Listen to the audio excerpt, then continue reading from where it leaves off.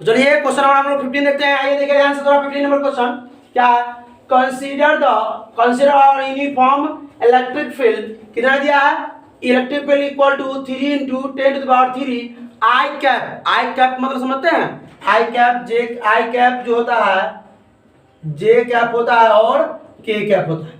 तो आई जो होता है एक डायरेक्शन में होता है एक्स एक्सिस पे, वाई जे कैप जो होता है वाई एक्सिस पे और के कैप जेड एक्सिस पे। ठीक है, तो इलेक्ट्रिक फील्ड कहने का मतलब जो यूनिफॉर्म इलेक्ट्रिक फील्ड जो है वो किस डायरेक्शन में है मालूम है। आई कैप मतलब क्या, देखिए यहाँ पर हमने एक प्लेन बनाया एक्स वाई जेड एक्सिस का। ठीक है, देखिए यहाँ पे तो अब एक्स एक्सिस में क्या हो रहा है, ये इलेक्ट्रिक फील्ड क्या हो रहा है, ये मूव कर रहा है इलेक्ट्रिक फील्ड जो है एक्स एक्सिस में। ठीक है, मालूम है कि नहीं मालूम है। हमने आप क्वेश्चन उठा सकते हैं भाई कि भाई ये इलेक्ट्रिक फील्ड जो है ये जो है इसी डायरेक्शन में क्यों मूव कर रहा है, कहाँ दिया हुआ जो मूव कर रहा है, इधर भी तो मूव कर सकता है, वाई एक्सिस के भी मूव कर सकता है, वाई के पैरेलल मूव कर सकता है, जेड के पैरेलल भी मूव कर सकता है, एक्स के पैरेलल ही क्यों मूव कर रहा है, एक्स एक्सिस की तरफ ही क्यों मूव कर रहा है। ठीक है, तो यहाँ पे क्या है आई कैप है। अब ये देखिए ध्यान से, what is the flux of this field through a square of 10 centimetre. ये जो आपका स्क्वायर है वो कितना सेंटीमीटर का है, ये स्क्वायर का जो लेंथ है वो 10 सेंटीमीटर है। कितना लेंथ है 10 सेंटीमीटर। थोड़ा बड़ा बनाइएगा, यहाँ तक कहना चाहिए। ठीक है, यहाँ तक कहना चाहिए। ठीक है, यहाँ तक कहना चाहिए, बनाइएगा आप लोग तो देख रहे हैं ना, यहाँ तक कम से कम आना चाहिए चीज थोड़ा बड़ा। ठीक है, स्क्वायर है। ठीक है, तो ये क्या है और ये किस प्लेन में है, ध्यान से थोड़ा देखा जाए, समझा रहे हैं इसको, देखा जाए। ये देखिए ये कह रहा है on 10 centimetre on a side whose plane is parallel to Y Z plane, यानी कि ये वाई और जेड, वाई लेंथ है और जेड जो है आपका, देखिए यहाँ ध्यान से हमने बताया है इससे पहले वाला क्वेश्चन में, शायद एक क्वेश्चन में कि देखिए ये एक्स एक्सिस है, ये ऊपर वाई एक्सिस है और ये जेड एक्सिस है। लेकिन यहाँ क्या कह रहा है कि एक्स एक्सिस और वाई एक्सिस के पैरेलल होना चाहिए सीट जो है सो, एक्स एक्सिस और वाई एक्सिस के, ध्यान समझिएगा।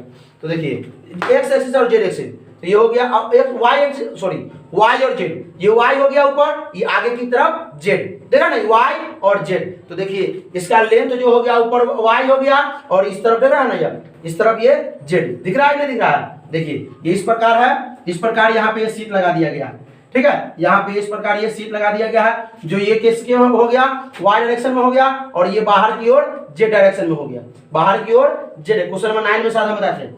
ठीक है, ये आपका हो गया वाई डायरेक्शन, ये जेड डायरेक्शन। ठीक है, अब देखिए ये जो इसका जो, अब एक चीज और, इलेक्ट्रिक फ्लक्स का जो फॉर्मूला क्या होता है बताइए, इलेक्ट्रिक फ्लक्स का जो फॉर्मूला होता है वो क्या होता है बताइएगा थोड़ा, क्या होता है ई ए कॉस थीटा, ई मैग्नीट्यूड लिया जाता है, यहाँ पे डायरेक्शन भी है दिया हुआ ना, तो ई ए कॉस थीटा, या आप बोल सकते हैं E dot A, E vector dot A vector. ठीक है, तो हम लोग बोल सकते हैं इसको क्या, ई ए कॉस थीटा।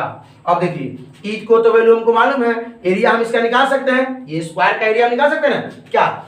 अब मान लीजिए कि ये साइड जो गिवन है आपका, स्क्वायर का साइड कितना है 10 सेंटीमीटर, इसको मीटर में चेंज करेंगे तो 10/100 मीटर, यानी कि 1/10, यानी 1/10 को हम अगर लिख सकते हैं 1/10 कर सकते हैं, मीटर को 10 के ऊपर ले आएंगे तो 10⁻⁻1 मीटर, ये हो गया। अब इसका स्क्वायर अगर निकालेंगे, स्क्वायर और निकालेंगे स्क्वायर ऑफ स्क्वायर का निकालते हैं, स्क्वायर ऑफ स्क्वायर ये ना होगा, square of square, area of square, area of square, क्योंकि हमको एरिया चाहिए, एरिया ऑफ स्क्वायर चाहिए।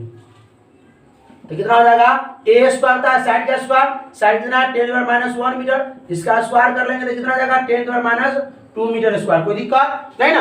तो आप एरिया निकल गया। तो ई हमको मालूम है, ये देखिए इलेक्ट्रिक फील्ड, ए भी मालूम है कॉस थीटा, एंगल कितना होना चाहिए, एंगल कितना होता है ध्यान से देखिए। अब एंगल कितना, एंगल जो हम अब देखिए अब एंगल कितना लेते हैं हम लोग, इलेक्ट्रिक फील्ड और एरिया के जो बीच जो का जो एंगल होता है उसी को लेते हैं, इलेक्ट्रिक फील्ड और एरिया वेक्टर, ए से एरिया वेक्टर, इलेक्ट्रिक फील्ड और एरिया वेक्टर के बीच का जो एंगल होगा उसी को लेंगे।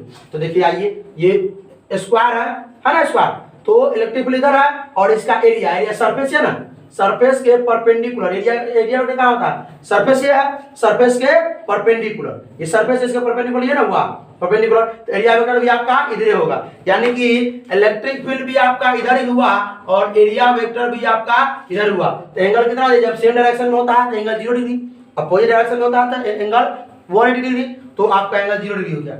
ई का वैल्यू आप लोग रख लीजिए ई का वैल्यू कितना होगा देखा जाए 3 इंटू 10⁻³ न्यूटन पर coulomb into area vector, area कितना निकला 10⁻² मीटर स्क्वायर। उसके बाद कॉस थीटा, कॉस कितना डिग्री एंगल 0 डिग्री।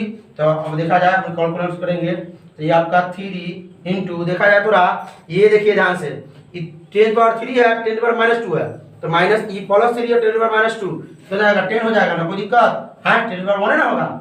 आप लिख देते हैं चलिए प्लस माइनस में 2 हो गया। अब इंटू में क्या करेंगे हम लोग cos 0 डिग्री का वैल्यू कितना होता है 1, cos 0 डिग्री का वैल्यू 1। आप लोग याद है कि नहीं याद है, याद होना चाहिए।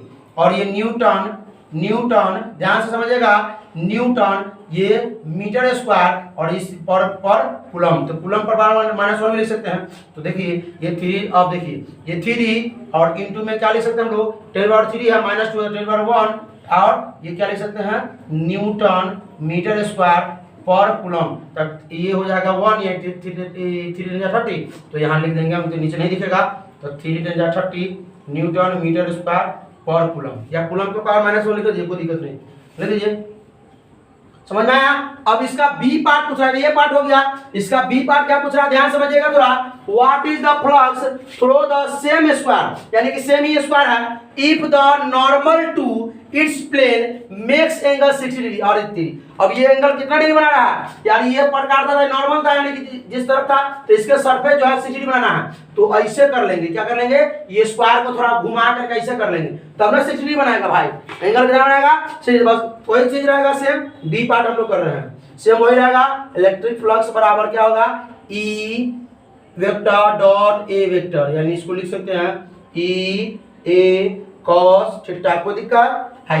अब करते हैं हम लोग, यहाँ ध्यान से देखिएगा ई यानी इलेक्ट्रिक फील्ड का वही है 3 इंटू 10 पावर कितना 3 न्यूटन पर कूलम। और इंटू में देखा जाए ये क्या है आपका एरिया, एरिया वेक्टर कितना दिया हुआ है, कितना निकाले हुए हैं 10⁻² मीटर स्क्वायर, है ना एरिया वेक्टर। और इसका जो कॉस एंगल जो है एंगल थीटा कितना दिया है 60 डिग्री, कितना दिया है 60 डिग्री। तो चलिए cos 60 का वैल्यू है आपको 1/2, कितना होता है 1/2। तो 3 ले लेते हैं इंटू 10 प्लस 3 है 10 क्या है -2 है। अब ये बेस सेम तो पावर को जोड़ेंगे ना भाई, तो 10 हो गया 3 और जोड़ेंगे कितना को -2 को, और ये देखिए cos 60 का कितना 1/2, ये भी वही होगा न्यूटन मीटर स्क्वायर पर कूलम, न्यूटन मीटर स्क्वायर पर कूलम। तो यही सेम चीज रह जाएगा। ये केवल जो है ये कितना देखिए, अब ध्यान से देखिएगा थोड़ा 3 इंटू 10 टू द पावर ये 3 आप -2 तो 1 इंटू 1/2 न्यूटन मीटर स्क्वायर पर कूलम। और देखिए ये 2 5 या 10 तो 3 5 जा कितना 15 न्यूटन मीटर स्क्वायर पर कूलम। ठीक है, ये आंसर रहा। समझ में आप लोगों को आया। बस यहाँ थोड़ा दिक्कत हो रहा होगा कि भाई ये इलेक्ट्रिक फील्ड इस डायरेक्शन में क्यों है, इस डायरेक्शन में भाई आई कैप है इसलिए इलेक्ट्रिक फील्ड एक्स डायरेक्शन में है। ठीक है, और ये वाई जेड प्लेन है, वाई जेड प्लेन है वो स्क्वायर का। ठीक है, तो स्क्वायर एरिया वेक्टर जो था आप लोग क्लास कीजिएगा, गॉस लॉ पढ़िएगा, एकदम समझ में आएगा पूरा चीज। ठीक है, तो अब देखिए एरिया वेक्टर देखा ध्यान से, ये देखिए सरफेस के परपेंडिकुलर एरिया वेक्टर और एरिया वेक्टर इलेक्ट्रिक फील्ड का जो बीच का डायरेक्शन होता है उसी को हम एंगल मानते हैं। तो इलेक्ट्रिक फील्ड इधर चल रहा है और ये एरिया वेक्टर इस प्रकार है, जो वाई और ये जेड, ये वाई और ये आगे की ओर जेड, ये वाई ये आगे की ओर जेड। और ये सरफेस हो गया, इस सरफेस के परपेंडिकुलर देख रहे हैं ना 90 डिग्री, परपेंडिकुलर 90 डिग्री आगे की ओर बनना है। इधर क्या है इलेक्ट्रिक फील्ड भी है, इधर एरिया वेक्टर भी है, दोनों के बीच का एंगल कितना 0 डिग्री, यानी एंगल जो होगा थीटा होगा कितना डिग्री 0 डिग्री। तो cos 0 का वैल्यू 1, ठीक है, और cos 60 वैल्यू 1/2। तो कैसा लगा कमेंट जरूर कीजिएगा। ठीक है, पढ़ाई करते रहें, ऑल द वेरी बेस्ट।